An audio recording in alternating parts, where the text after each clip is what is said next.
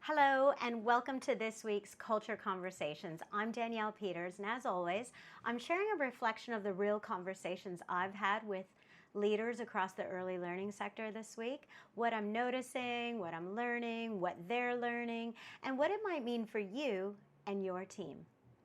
And this week feels particularly special because we are officially exiting the year of the snake.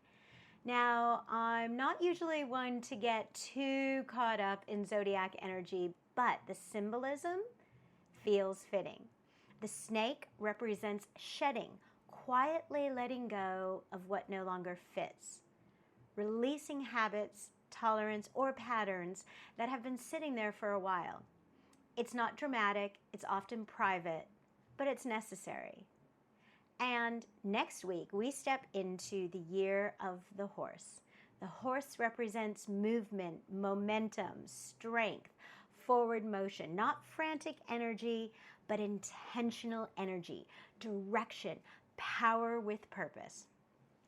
And as I look over the conversations I've had this past week with leaders, I can see both of these themes playing out in real ways. Let me share with you what I mean. I began the week with a new client and I onboarded a small regional preschool and OSH.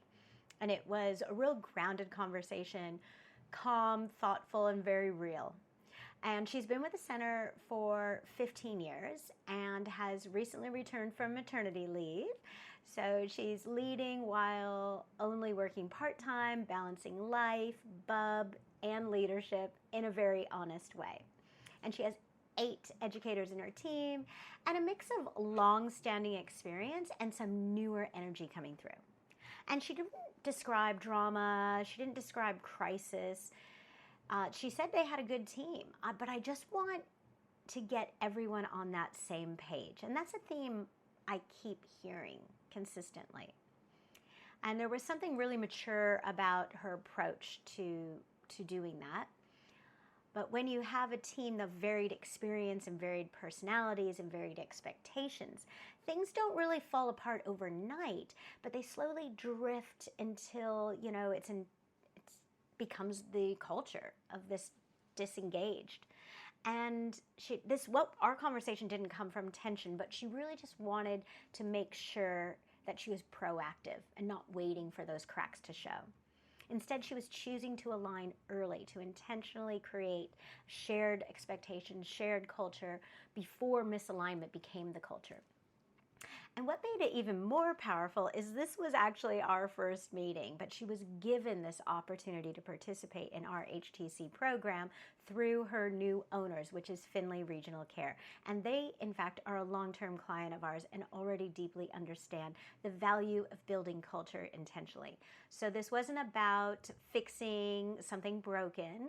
It was about stepping into alignment at that exact right time. And she was genuinely excited about how our HTC program could support her with creating that shared language and setting up those expectations and bringing her admin leader and her educational leader along that journey, which meant the alignment didn't sit solely on her shoulders and that it became shared, it was visible, it became consistent. And with future expansion on the horizon, timing couldn't have been better. And this felt like leadership really thinking ahead, not reacting, but preparing. And then later in the week, I reconnected with one of our HTC clients who is an area manager across 2 centers and now an OSH. And that conversation had a different kind of depth. They've been through a lot since the last time I caught up with them. There'd been a lot of staffing changes. They were opening the OSH, rebuilding teams in a regional area where qualified educators were genuinely hard to find. And what stood out wasn't pressure, but it was intention. And he spoke about standards, about protecting his educators, about not tolerating behavior that didn't align with the culture that they were intentionally building. And he understands that child safety, professionalism, and culture are inseparable. He's mentoring young educators because that's the reality of his region. He's reinforcing expectations around behavior and communication. He's clear on what the experience families have directly linked to how supported and aligned the team feels. And then toward the end of the conversation, he said something I genuinely loved. He said, the standard you walk past is the standard you set. And I loved that. And then he also talked about inviting his assistant managers to join the HTC journey, not just observe, but to actually be part of it. And that was special. That really matters, because when assistant managers are invited into that process, culture stops sitting just with a director, and it stops being top down. It's more of that shared ownership. And that's another layer of culture champions that you're then developing within the center.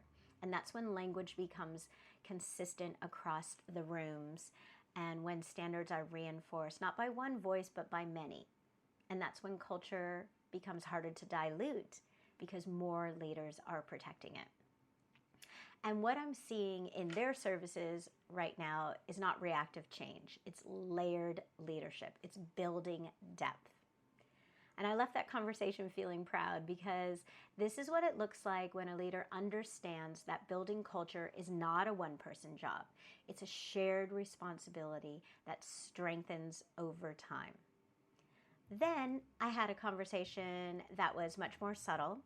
It was a large center, strong occupancy, stable team, professional development lined up, quarterly team outings, and they also did Educator of the Month, morning teas, conference booked. But when I asked about culture, the answer was, it's really good. And I believe her. There was pride in when I asked her about her culture. There was stability, history. But there was also busyness. She was very distracted. There had renovations about to start. There's compliance, pressure, corporate meetings coming up. So much that was on her plate. And when I asked what she wanted to achieve this year culturally, she said she liked to show her appreciation more to her team, which is beautiful. And it made me think, sometimes culture doesn't break. It just sits in maintenance mode. Appreciation happens, but is it really embedded? Values exist, but are they really being lived? Standards are assumed, but are they consistent and reinforced? Nothing's wrong, but nothing is being intentionally strengthened either. And busyness can quietly erode presence. Then I finished the week face-to-face with an owner of 3 services, and this conversation brought everything into focus. I also love that we got to catch up in person. He owns these centers for around 12 months, and he's going to be expanding. And one center that he talked about already had that real family culture feel. Another one, there was a little bit of work. They were struggling, some burnout. And then there was another one that he wanted to focus on that growth element. But something he said really stayed with me. 90% of success is people, and he really believed that. And he had some great lived experience that he shared about teams coming together, and I really enjoyed our conversation. But he recognized that when teams weren't working well together, the children were unsettled, the families saw it. So he was looking for something, not a one-off PD, but a foundation to help him build culture champions across the centers, something that he could scale and something that would grow with them. There was the whole conversation about, that foundation piece, and also allowing each center to have its own way of building their own culture, but with that consistency. It was really a great conversation.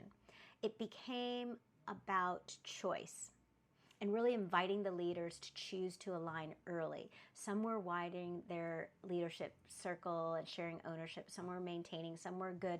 Some were deciding to elevate and build depth.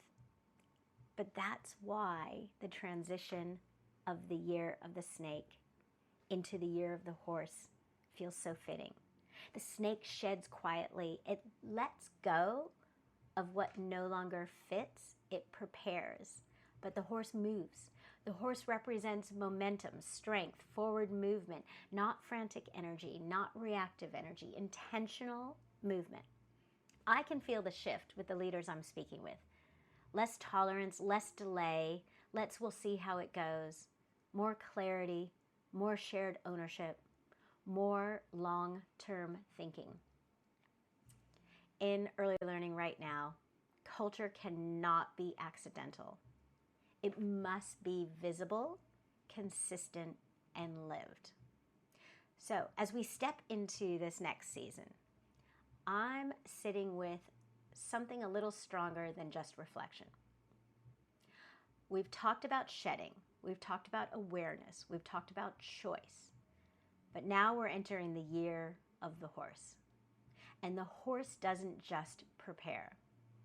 It moves with purpose, with strength, with direction. So here's the real question. Are you ready to shed the inconsistent culture you might be tolerating? Are you ready to stop maintaining something good and start building something that is visible, shared, and strong enough to carry growth? Because culture that moves with purpose doesn't happen accidentally. It's led. It's reinforced. It's shared. And if you're stepping into this new season knowing that it's time to build something more consistent, more intentional, more protected, then let's connect.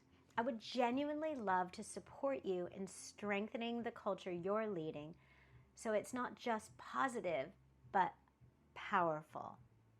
This is the year to move, and I'm ready to run alongside leaders who are too.